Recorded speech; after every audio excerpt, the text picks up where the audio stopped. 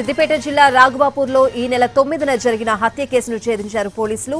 మంత్రాలు చేస్తున్నాడని భూమయ్యని కన్న కొడుకు తమ్ముడు కలిసి హత్య చేసినట్లు పోలీసులు తెలిపారు. గత కొన్ని రోజులుగా భూమయ్య తమ్ముడు కనకయ్య కుటుంబం అనారోగ్యానికి గురవుతోంది. దీంతో భూమయ్యే చేతబడి చేశాడని అతని తమ్ముడు అనుమానం పెంచుకున్నాడు.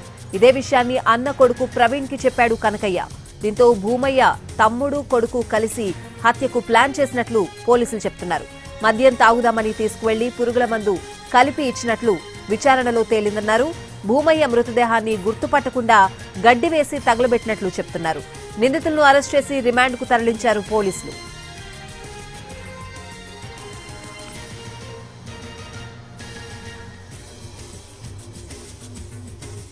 సిద్దిపేట జిల్లా రాఘవాపూర్లో ఈ నెల 9న జరిగిన హత్య కేసును ఛేదించారు పోలీసులు. మంత్రాలు చేస్తున్నాడని భూమయ్యని కన్న కొడుకు తమ్ముడు కలిసి హత్య చేసినట్లు పోలీసులు తెలిపారు.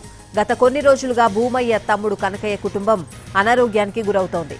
దీంతో భూమయ్యే చేతబడి చేసి అతని తమ్ముడు అనుమానం పెంచుకున్నాడు. ఇదే విషయాన్ని అన్న కొడుకు ప్రవీణ్ కి చెప్పాడు కనకయ్య. దీంతో భూమయ్య తమ్ముడు కొడుకు కలిసి హత్యకు ప్లాన్ చేసినట్లు పోలీసులు చెప్తున్నారు.